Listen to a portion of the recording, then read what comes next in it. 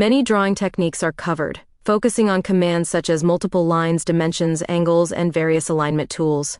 The tutorial guides learners on creating complex geometrical patterns through a step-by-step approach, emphasizing the practice of these techniques to transition from basic designs to more challenging ones.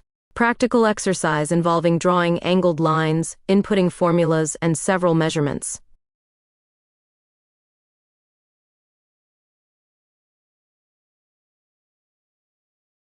In today's lessons, we'll study some commands like multiple lines, dimensions, and angles, which we've already reviewed in the last exercise. It'll be a great way for us to have a better understanding of this learning.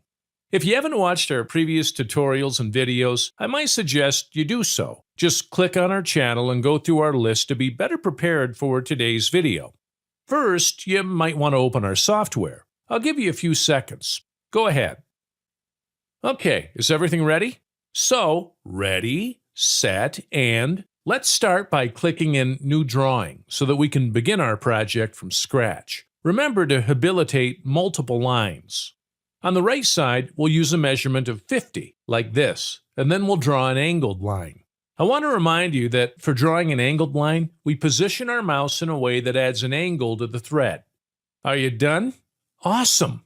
Then we'll insert the angle value or a formula. Click on OK and write the length of that line. Click on OK again. We'll keep doing that in every one of our angled lines, as shown. I know, it might seem a bit tricky right now, but I promise you it will make sense in the long run. Trust me. Keeping our reference as 0 degrees, let's set our angle at 60 degrees and the length of 30. And guys, don't forget to include the parentheses every time we input any formula, right? So inside the parentheses, we'll input 360 degrees minus 60 degrees, which results in 300 degrees. Thank you, Sherlock. Then we'll add a length of 30.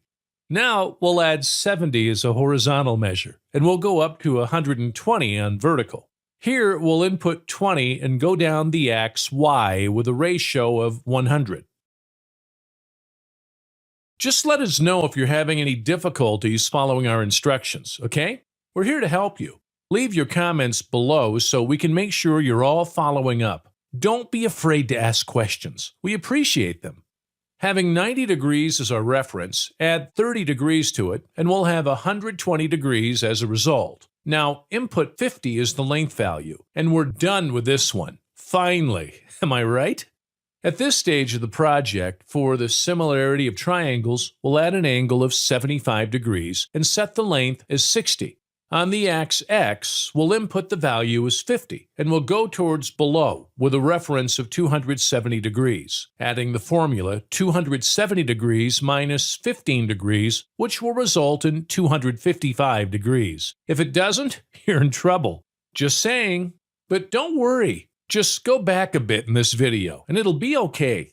That line will have a length of 50, right?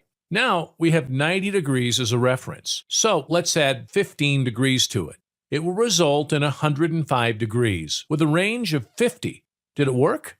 Back to axis X. We'll set the measurement to 50, and go down a line with 285 degrees of angle. In this case, we'll arrange the formula to 270 degrees plus 15 degrees, so it matches our 285 degrees, now with a length of 75. We then select Endpoint, using that line to close its geometry. Next, we select Finish and confirm those values. For an ending, let's erase some values that are not necessary in our drawing, okay? Like this. Come on, a piece of cake, right? I bet you can do it with your eyes closed. And we are done. We can add some other lines that are lacking so it can be more similar to our referenced image. It doesn't matter if your design isn't exactly like our reference. Practice makes perfect, so don't worry if it doesn't really match it at first. Just do your best and keep practicing. You will get there, and you'll get even better. It wasn't that hard, was it? With practice, it will be more and more natural to add, switch, and determine those values. You can trust me on that. Soon enough, you'll be able to do many more features and designs if you keep up with our lessons and tips. And of course, keep on doing exercises to practice and push yourself to more challenging designs. And that's our lesson for today, my friends. Did you have much trouble creating it yourself, or was it easy peasy? Let us know in the comments below. We upload weekly tutorials and videos, and they might help you with your journey on CAD and 3D designing. Move on to exercise 8 from our textbook. First, we need to open a new drawing, and I'll leave the reference geometry ready here, okay? We'll habilitate the arc circle tool, and we'll make a circle with 20 as the radius.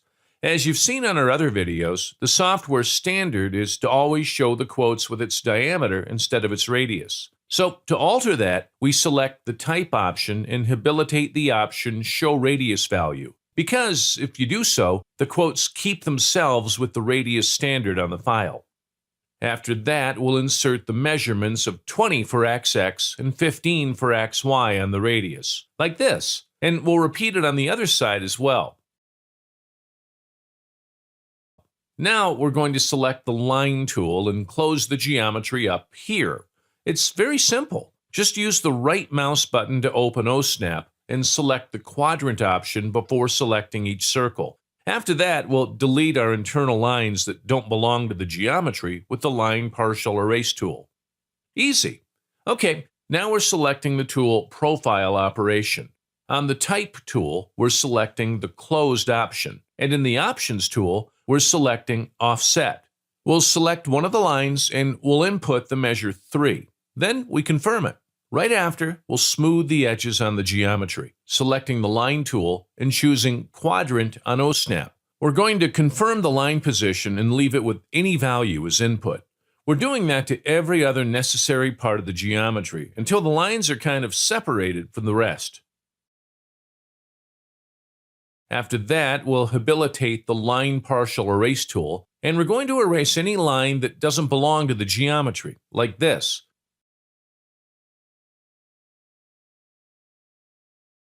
Then we're starting the superior part of it. First, we'll select the Multiple Lines tool. Then, right after, we're inputting its measurements. Add 130 on XY and 30 on XX. On the edge of the geometry, we'll draw those patterns with measurements of 5 on XY and 5 on XX. After we create the first pattern, we'll select the Linear Pattern tool, which is this one, and we'll select the pattern to be repeated. After that, we'll input the measurement of how far those patterns will be from one another. We're inserting -10 so that this pattern will be sent below our current plan. The total of patterns to be reproduced is 5, already with this one we created. When we're done, we'll select the Multiple Lines tool, and we'll create our last tooth, because on the pattern quantity, it wasn't possible to conclude that our geometry. Let's type those two measurements again. Add 5 on XY and 25 on XX. After that, we'll habilitate OSnap and select the option Intersection. Select the line that will have the intersection to close the geometry, and confirm the quotes.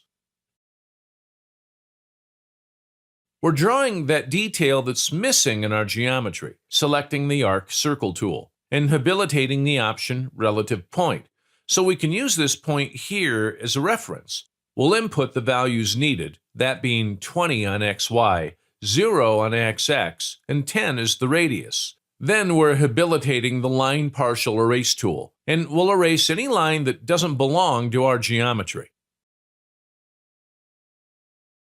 Now, select the geometry, habilitate the Mirror tool, and select Endpoint.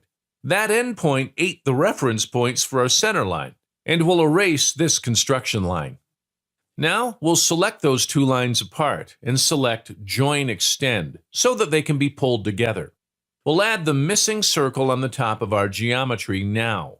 Select Arc Circle again, habilitate Relative Point, and type the values needed. They are 30 on XX, 27.5 on XY, and 10 is the radius. Last but not least, we'll add the necessary center lines and add those quotes right here on the side of our geometry. We'll continue our lessons, moving on to exercise 09. We're going to talk about the commands multiple lines, dimensions, dash lines, observations, and last but not least, tolerance. It's going to be a bit of a bumpy ride, so fasten your seatbelts and let's go. First, we're going to open a new drawing, selecting multiple lines, right? As you can see, our drawing that is ready to go has 2 points of view, frontal and lateral. So let's draw only the shape of those 2 points of view so we can start our lesson. We're not drawing dashed lines nor center lines for now. You see?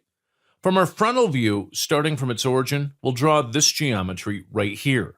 If you pay attention, you'll see that I did the outline. However, I will not erase it. I will only make it invisible, like this.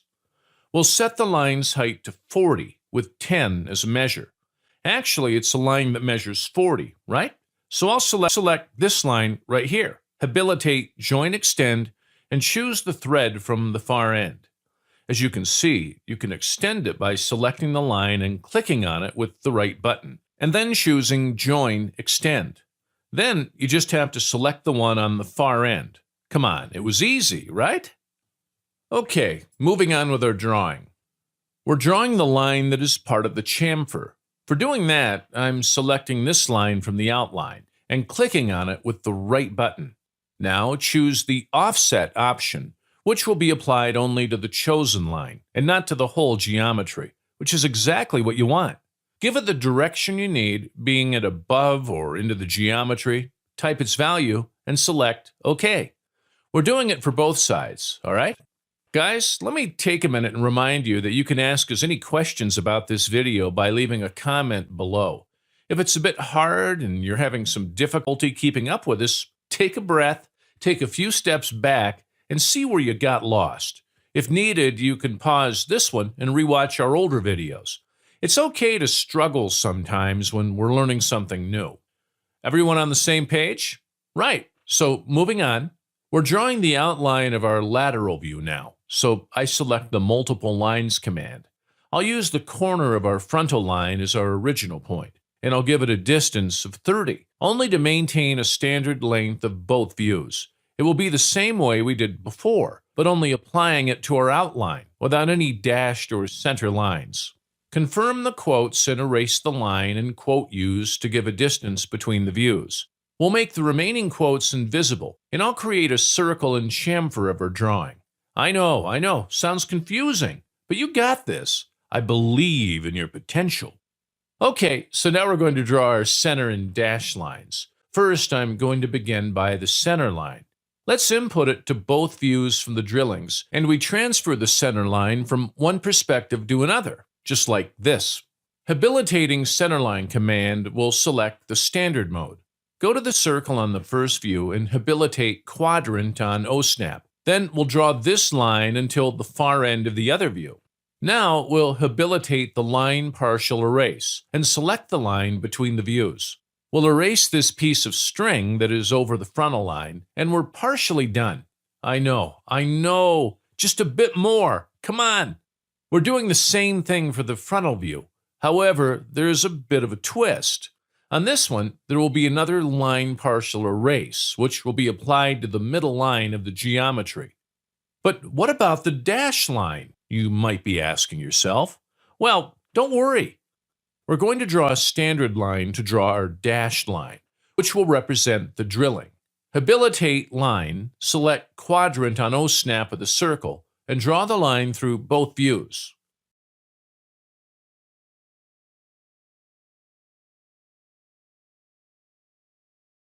Now we'll use line partial erase like this, so that this line is only visible on the projected view. I know, too much, right? Take your time. I'm here for you. I'll wait. Ready? To make those threads dashed, we'll select them, and clicking on the right button, we will choose Edit Attribute. It will open a configuration box where we can change anything we want. We can change their lines, their thickness, image, whatever. But right now, we're only choosing Dash, which contains a vast option of lines for you to choose. We're picking Dashed Line. In case the distance of the traces are too big or too small, we can go to Edit Attribute, Dash, and use the length to input its size. For this little one here, I input 3. After that, you only need to erase the lines that are on the frontal view. So we'll transfer it from the lateral view to the frontal view. And we're going to do the exact same thing we just did on the frontal view. When we finish drawing the lines, we're going to make the quotes visible again, erasing any of them that aren't necessary, and adding those that are missing.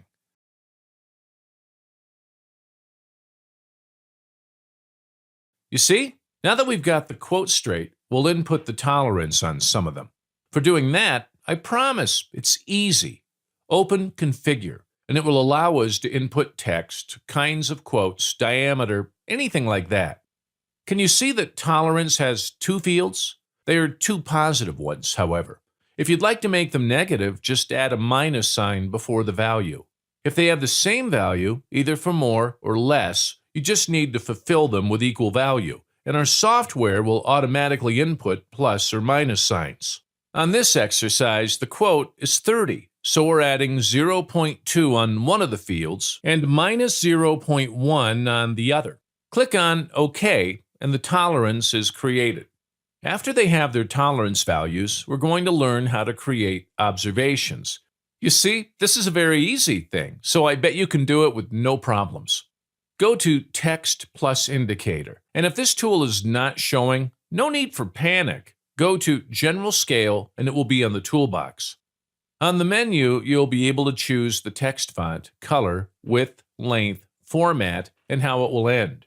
You can decide if it will be an arrow, a point, etc. In our case, our text indication will be this last option here, and in text, we will add "to do when assembling." All right? Click OK, and then we'll need to indicate where we're going to add it. Let's habilitate nearest through OSNAP and click on the circle, selecting where I want to add the text. We're almost done, just a few steps more. Bear with me. To add symbols to the text, we'll need to open the command, go to Symbols, and click any symbol we want. Then it's only a matter of adding any text you want to. Click OK and position this indication. Last but not least, to alter this indication, like changing it from an arrow to a triangle, we just need to go to Terminator and Points and select the triangle option.